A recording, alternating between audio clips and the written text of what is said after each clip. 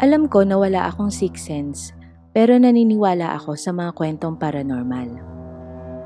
Ito ay dahil sa experience namin ng mama ko na ikukwento ko ngayon sa inyo. Nangyari ito nung high school pa lamang ako. Madalas kaming isama ni mama nun sa Sampaloc para pumunta sa bahay ng tita namin. Madalas kasing nakikipaglaro si mama ng tong-it sa mga kapitbahay ng tita ko.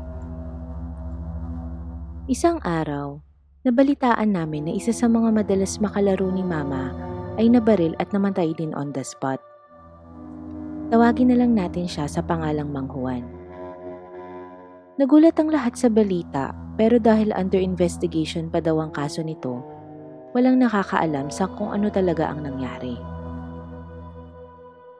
Nung panahon na yon, hindi pa uso ang text messaging kaya madalas kong kausap ang mga kaibigan at classmates ko sa telepono. Isang araw, habang nakikipag-usap ako sa classmate ko sa telepono, biglang tumunog yung call waiting indicator. Naisip ko na baka may kaibigan ako na tumatawag, kaya sinagot ko. Hello? Hello, magandang hapon po. Pwede po kay Manang Maria? Sino po ito? Si Juan po. Nagulat ako sa narinig ko. Agad ko nilayo ang telepono sa tenga ko kasi baka may kung ano pa akong marinig. Tapos, dali-dali kong tinawag si mama para sagutin niya ang telepono. Tinatanong ni mama kung sino yung tumatawag, pero hindi ko na sinabi kasi una, inisip ko kung kakausapin ba niya si mama at magpapakilala. Pangalawa, naisip ko din na baka kapag sinabi ko kung sino yung tumawag, biglang maputol yung linya tapos pagalitan pa ako ni mama at sabihin na nagbababad na naman ako sa telepono. Pero higit sa lahat, hindi ko na sinabi kasi natatakot ako. Kinuha na ni mama yung telepono at kinausap ang tumawag. Hello, sino to? Nakangiting sagot ni mama sa telepono. Matapos sumagot ng kausap niya, ay nakita ko nagulat si mama. Tapos nag-hello na lang siya nang nag-hello. Pagkababa niya ng telepono, natahimik kami ng mga ilang saglit. Tapos sinanong ko siya kung nagpakilala ba yung kausap niya. Sinabi ni mama na sumagot naman daw at sinabi niya ang pag-uusap nila. Hello, sino to? Manang, tong-its na. Sino to? Si Juan to. Tapos, naputol na daw ang linya. Kinabukasan, bumalik kami kila tita at nagtanong-tanong si mama sa mga kalaro niya kung tumawag daw ba sila sa bahay kagabi. Pero lahat naman ay nagsabi na hindi daw sila ang tumawag. Isa pa, wala din namang ibang may alam sa number namin sa bahay maliban sa tita namin. Habang kinikwento ni mama yung encounter namin kay Mang Juan sa mga kalaro niya sa tong-its, nagkwento din yung dating housemate nito na nung pauwi daw siya galing probinsya, nakita daw niya si Mang Juan sa kanto at nginitian pa niya. Tapos, nung madaanan daw niya ang burol, naitanong niya kung sino ang patay at laking gulat niya nang malaman niya kung sino ito. Sabi ng mga matatanda, marahil hindi pa daw alam ng kaluluwa ni Mang Juan na patay na ito dahil sa biglaan itong pagkasawi. Pero matapos naman itong mailibing, ay wala na ding mga kakaibang pangyayari pang naganap.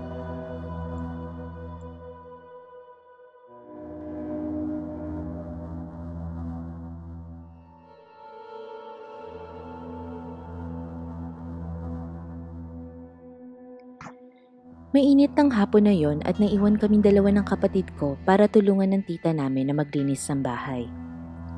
16th birthday kasi ng pinsan namin na si Adelina at magpapaparty si tita.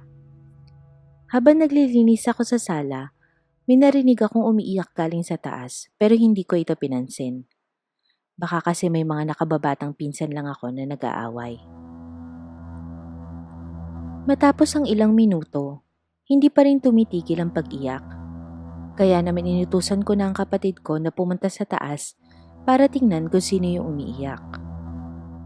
Medyo nairita ako kasi tiningnan lang ako ng kapatid ko at hindi ako pinansin. Pero buti na lang, huminto na din ang pag-iyak kaya naman tinuloy ko na lang din kung ano yung ginagawa ko. Bandang hapon, nagsimula na ang party para sa pinsan ko. Habang kumakanta ng happy birthday ang mga bisita, meron ako napansin na bata na nakasuot ng pink dress sa tabi ni Adelina. First time ko lang makita ang batang ito kaya hindi ko siya kilala. Inisip ko na lang na baka kapatid ng isa sa mga bisita ng pinsan ko. Habang hinihiwa na ni Adelina ang cake, may narinig na naman akong umiiyak. Siya din yata yung batang naririnig kong umiiyak kanina kasi parehas ng boses. Sinundan ko kung saan ito nanggagaling at nakita ko yung bata na naka-pink na nakaupo sa hagdan at umiiyak. Wala itong kasama at wala ding pumapansin sa kanya. Kaya naman tinabihan ko siya at tinanong kung bakit siya umiiyak.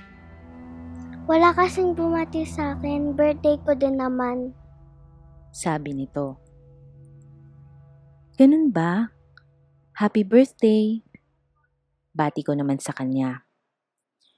Ngumiti ito, tumakbo na pabalik sa mga bisita para siguro hanapin na din ng mama niya.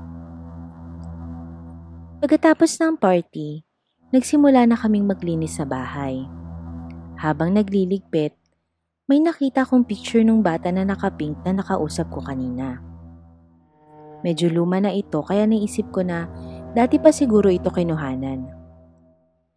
Suot pa rin niya yung pink na damit at nakatayo siya sa tabi ng isa ding bata na kamukhang kamukha niya.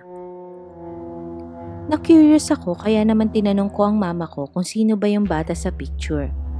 Pero ang ending, napagalitan lang ako. Lalo tuloy ako nagtaka kaya naman pumunta ako sa tita ko para magtanong. Ah, siya si Adelita, kakambal ni Adelina. Nung 7th birthday nila, nahulog siya sa hagdan na siya naman naging dahilan ng pagkamatay niya. Kinilabutan ako sa narinig ko at kinento ko rin sa tita ko yung nangyari. Hindi naman siya nagtaka dahil taon-taon daw nagpapakita si Adelita sa mga kamag-anak namin. Pero simula noon, lagi ko na ipinagdarasal si Adelita tuwing sasapit ang kaarawan niya.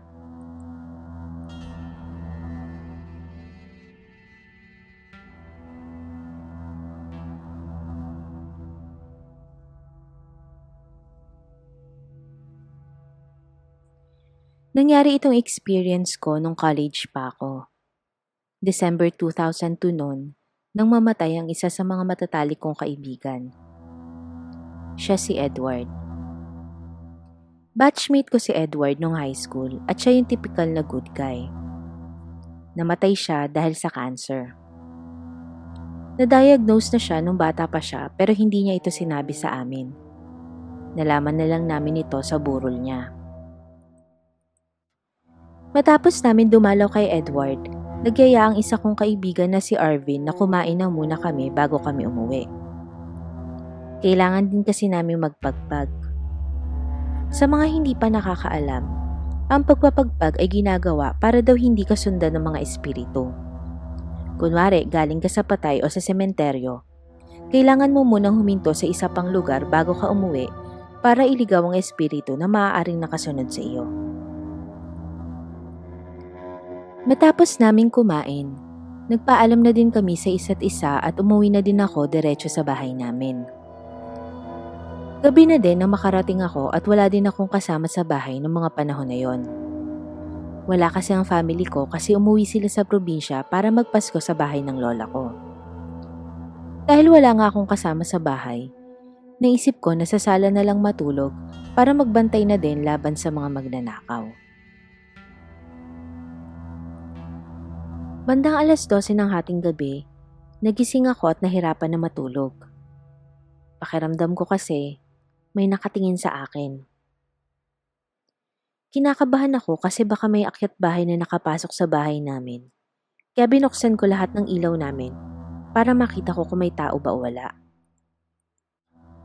Pagkatapos ko masigurado na okay naman ang lahat at wala namang ibang nakapasok sa bahay, Bumalik na din ako sa sala para mahiga.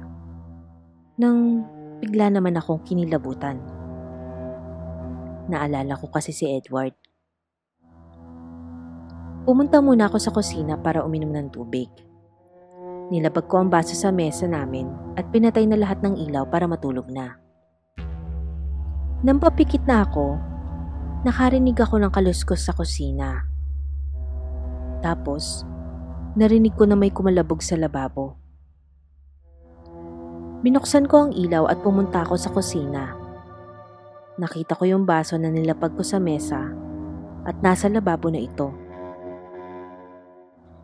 Natakot na ako sa puntong ito pero sinabi ko na lang na, "Edward, wag mo naman ako takutin, Brad."